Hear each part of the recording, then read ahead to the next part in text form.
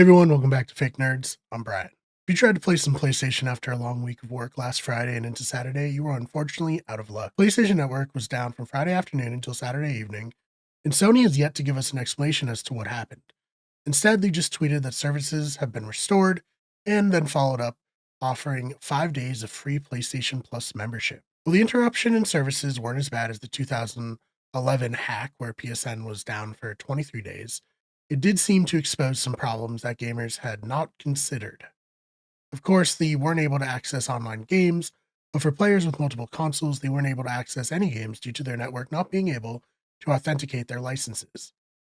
This was also a problem for players who maybe shared game libraries with other PlayStation users, a frugal option at the best of times, but one that proved disastrous during this outage. Also, players who own a PlayStation Portal weren't able to access their games on Portal for the same reason. Not to mention that this really lends credence to the argument against requiring PlayStation Network accounts for ported PC games. What could once be hand waved away as just signing into a service now proves to be a bigger issue as it would prevent those players who don't even own a PlayStation from playing their games. It also puts other game companies in weird positions. Capcom was running a beta for Monster Hunter Wilds that was interrupted. Fortunately for PlayStation 5 players, they tweeted that they would offer 24 more hours of access at a later date. So, what are your thoughts about all of this? Why do you think Sony is being so tight lipped about the cause of the outage? Is the 5 days of PlayStation Plus enough to make up for all of it? Let me know your thoughts in the comments. Then, Kingdom Come Deliverance 2 had a strange launch. The game series, once championed by those who value historical accuracy and are extremely annoying about it online, is now a target of those same people due to the inclusion of an optional gay romance option. Then there were accusations of sex scenes involving minors, branching off from that romance option due to an in game codex showing that one of the character's real life inspirations being underage during the time of the game, ignoring the fact that the game ages up the characters and the real life inspiration for certain characters included in the game would have been dead during the time the game takes place. Despite all of the controversy, the game has already sold 1 million copies in 24 hours. On SteamDB, the game at the time of writing is over 182,000 players and a 24-hour peak of over 205,000, with an all-time peak of 256,000.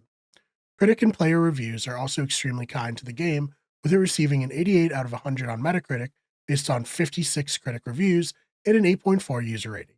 Put simply, the Warhorse Studio title is a huge hit, and due to positive word of mouth, it shows little signs of slowing down.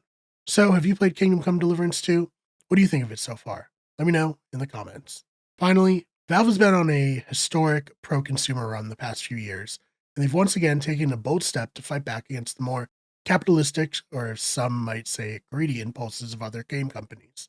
According to Gaming on Linux, Valve has banned advertising-based business models on Steam, such as the forced advertisements seen in mobile games. For those of you who don't play mobile games, oftentimes when you beat a level or hit a game over screen, you're forced to sit through an advertisement to continue playing. You can get around that by purchasing lives or skips, and it's a big way that these games make their money.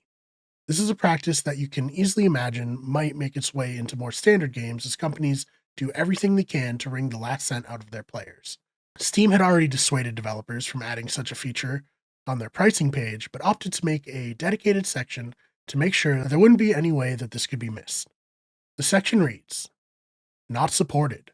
Developers should not utilize paid advertisements as a business model in their games, such as requiring players to watch or otherwise engage with advertising in order to play or gating gameplay behind advertising.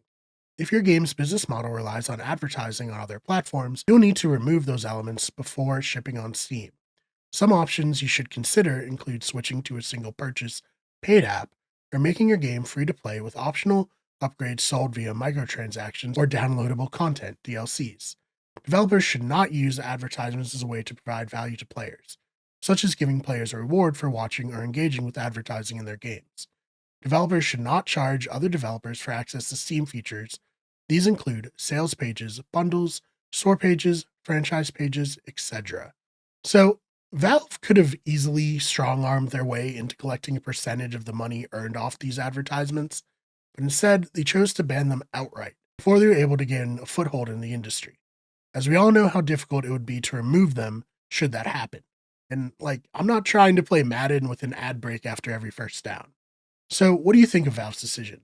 Do you agree that they've used their standing as basically a monopoly in the industry to be pro consumer when they could have been enriching themselves by making gaming worse for the gamers? Let me know your thoughts about this in the comments. Thank you so much for checking out this episode of Fake Nerd Updates. If you liked it, please subscribe to the Wicked Good Everything channel and then check out our Fake Nerds channel if you're not watching on there, as I'm going to be trying to do more like long form discussion type videos in a format just called Fake Nerd Discussions, as well as the shorts will be on there. So, again, thank you so much for checking out this episode. I'm Brian. I'm a fake nerd, but this has been some real news.